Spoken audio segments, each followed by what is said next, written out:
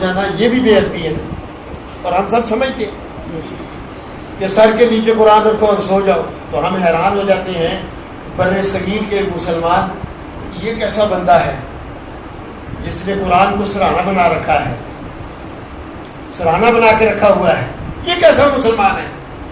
لیکن اس بیچارے کو علم ہی اتنا ہے، اور ہمیں اتنا ہی علم ہے کہ ہم نے اس کے تقدس کو اور اس کی عظمت کو اتنا اونچا سمجھا کہ ہاتھ سے اونچا اور پونچھ سے اونچا کر دیا ہے۔ تو میرے بھائیوں، مجھے پتہ ہے آپ حضرات تھکے ہوئے ہیں، میں بالکل دیکھ رہا ہوں ایک ایک کر کے اٹھتے جا رہے ہیں، پہلے اس کے کہ آپ سارے اٹھ جائیں اور میں رہ جاؤں، میں انشاءاللہ پہلے ہی اٹھ جاتا ہوں، کوئی مسئلہ نہیں ہے، اس لیے کہ مجھے تو روز مجمع ملتا ہے اور روز واز کرنا ہوتا ہے، الحمدللہ ایسا کوئی مسئلہ نہیں ہے، لیکن صرف اس نسبت سے کہ آپ حضرات محبت کرتے ہیں، حضرت مولانا محبت کرتے ہیں، حاجی صاحب اور انتظامیہ چاہتے ہیں کہ میں آپ حضرات کی خدمت میں کچھ نہ کچھ عرض کروں، میں آ جاتا ہوں الحمدللہ۔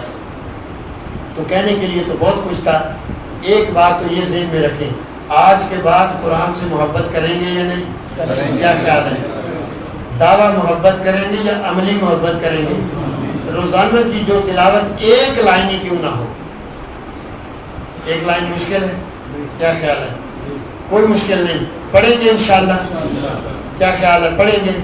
مسجد میں بیٹھ کر کہہ رہے ہیں، رمضان میں کہہ رہے ہیں، اور یعنی 27ویں کی شب کو ہو سکتا ہے شب قدر ہو سکتا ہے، ہم پکی نہیں کرتے کیونکہ اللہ کے رسول نے پکا نہیں کیا۔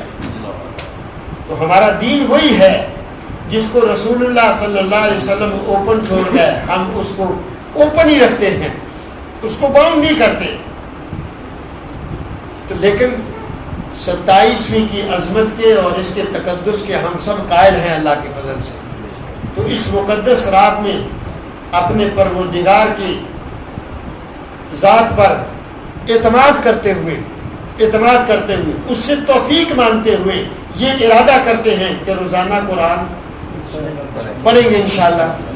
میں کہتا ہوں اگر آپ ایک آیت روزانہ پڑھنے کی عادت بنا لیں، آج کی مجلس کا صلہ سب کو مل جائے انشاءاللہ مل جائے۔ اگر باوضو پڑھیں تو سب سے افضل ہے، لیکن اگر ایسا مرحلہ ہو چل رہے ہیں، سفر میں ہیں، وضو نہیں ہے، تو ٹیپ سننے کی بجائے اپنی زبان سے پڑھیں، ٹیپ سے نہ سنیں، اپنی زبان سے پڑھیں، اس لیے کہ ٹیپ کے سننے میں پڑھنے والا اجر، یہ تو ٹھیک ہے کہ فضول باتوں کے سننے سے یہ سننا بہتر ہے، لیکن وہ اجر نہیں ہے۔ ایک کام تو یہ کریں گے انشاءاللہ العزیز، اور دوسری بات یہ ہے کہ جس اللہ نے اپنے بندے کے ساتھ تربیت کا یہ معاملہ کیا ہے، وہ پروردگار اس پروردگار کو راضی کرنا سب سے زیادہ آسان ہے، سب سے زیادہ۔ اگر دنیا میں آپ سے کوئی سوال کرتا ہے، کوئی بات پوچھتا ہے کہ سب سے زیادہ راضی کرنا کس کو ہے، تو ہم اپنے تجربوں کے پر کہتے ہیں کہ ماں کو ہے، کہ ماں کو راضی کرنا سب سے زیادہ آسان ہے، لیکن اس سے زیادہ آسان اللہ کو راضی کرنا ہے، اس لیے کہ ماں کی محبت سے 70 درجے اللہ کی محبت زیادہ ہے۔ جس کی محبت زیادہ ہے اس کو راضی کرنا بھی آسان ہے۔ اب میں کیا لمبی باتیں آپ حضرات کے سامنے عرض کروں، تو اس کی ہم کوشش کریں کہ رمضان مبارک میں ہم نے اپنی عبادات، اپنی التجائیں، اپنی درخواستوں کے ذریعے سے جتنا اپنے پروردگار کو راضی کیا ہے، اس سے زیادہ راضی کرنے کی کوشش کریں گے۔ عید کے بعد ناراض کرنے کی کوشش نہیں کریں گے۔ یہ تو کوئی عقل مندی نہیں کہ ایک آدمی، یہ میں آپ سے پوچھتا ہوں، یہ مسجد کا حال ہے نا، آپ نے یہ کھلنے والے ونڈو کیوں لگائے ہیں؟ کھلنے والے ونڈو بتا سکتے ہیں؟ ہاں جی، اچھا یہ ریڈیٹر کیوں لگائے؟ ریڈیٹر لگائے ہیں کہ حال گرم رہے، اور ونڈو لگائے ہیں کہ جب گرمی کی ضرورت نہ ہو تو ہم اس ونڈو کو کھول لیں. اچھا ریڈیٹر لگتے رہیں اور ونڈو کھلے رہیں, کیا خیال ہے؟ ریڈیٹر بھی چلتا رہے اور اوپر والے سارے ونڈو بھی, تو عقل مند آدمی باہر سے آ کر انتظامیہ سے پوچھے گا کہ پیسے, یہ چندہ, یہ اسی اس کام واسطے تھری دے رہے ہیں, تو خدا کا کوئی خوف نہیں ہے. چندہ مان کے ریڈیٹر چلائے تو ونڈو کھولے پوری دنیا کو, تو ریڈیٹر گرم کر سکتے ہیں؟ نہیں کر سکتے. سیم بات یہی ہے میرے بھائیوں. اللہ اکبر. عبادتوں کے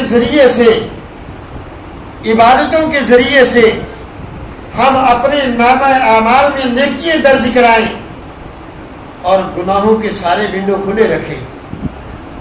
گناہوں کے سارے ونڈو, نگاہ, کان, زبان, ہاتھ اور پاؤں, سارے جسم میں جتنے اعضاء ہیں ان کو کھلا چھوڑ دیں, تو کل قیامت میں نامہ اعمال میں کوئی نیکی ہوگی؟ کیا خیال ہے؟ کوئی مشکل سوال تو نہیں کیا میں نے؟ کچھ نہیں ہوگا. اور اللہ تعالیٰ کی طرف سے یہ کنڈیشن نہیں ہے کہ نیکی کر کے آؤ, یہ کنڈیشن ہے کہ نیکی لے کے آؤ. نیکی لے کے آؤ, نیکی بچا کے لاؤ. ہم نے یہ سمجھا ہے رمضان نیکی کرنے کا مہینہ ہے,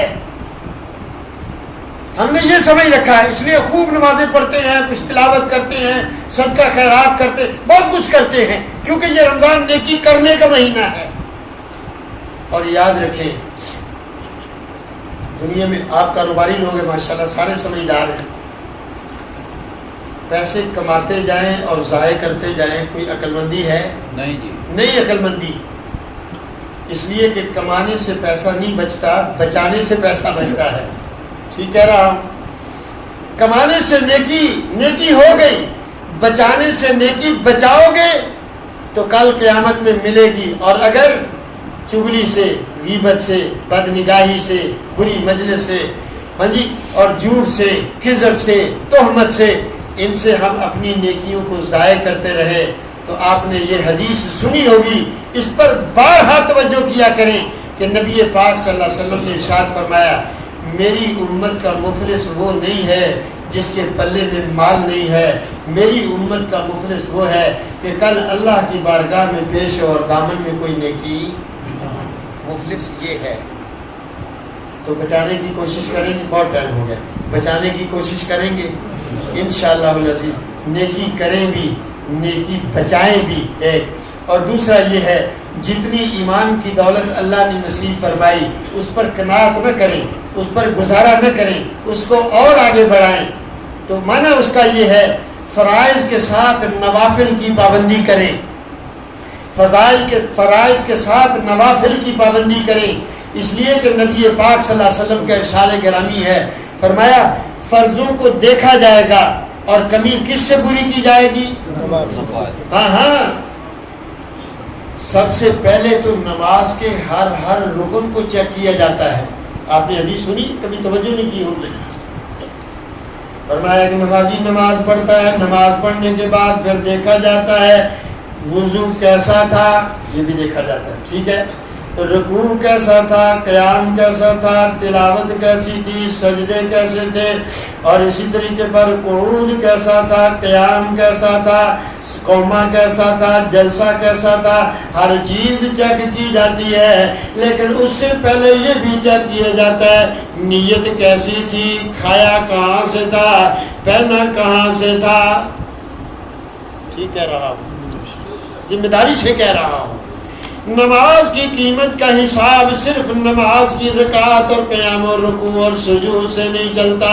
نماز کی قیمت اللہ پاک غذا سے شروع کرتے ہیں, کھا کر کیا آیا ہے, بول کر کیا کر آیا ہے, کہہ کے کیا کر کے آیا ہے, راستہ کیسے چل کر آیا ہے, حق کس کا مار کر آیا ہے, حق کس کو دے کر آیا ہے, کس نیت کے ساتھ آیا ہے. جب بیرونی ساری شرطیں پوری ہو جاتی ہیں، پھر نماز کی ویلیو لگنی شروع ہوتی ہے۔ اسی لیے نمازی کی نماز کے بعد جب پوری کیلکولیشن کر لی جاتی ہے، اللہ کے رسول صلی اللہ علیہ وسلم فرماتے ہیں پھر اجر کا اعلان کر دیا جاتا ہے۔ کسی کو 100% ملتا ہے اور کوئی 0/0 پر۔ تو قابل غور بات ہے یہ نہیں، اس پر عمل کرنے کی کوشش کریں گے انشاءاللہ۔ اللہ تعالیٰ مجھے بھی اور آپ کو بھی عمل کی توفیق عطا فرمائے۔ میں نے آپ کا جتنا وقت لیا ہے اگر زیادہ ہے تو آپ مجھے معاف فرمائیں۔ اللہ تعالیٰ ہم سب کو رمضان کی مقبول گھڑیوں میں اپنی رحمتوں سے نوازے۔ اصل تو وہی تھا، دیکھو جو دعا حضرت مولانا نے فرمائی وہ قرآن کریم کی تکمیل کی دعا اصل وہی تھی۔ اب چونکہ ہم تھوڑی دیر بعد میں بیٹھے ہیں تو مجلس کی تکمیل کی دعا ہم کر لیتے ہیں۔ ختم کی دعا وہ پہلے ہو چکی ہے، روشی پڑھ لیں۔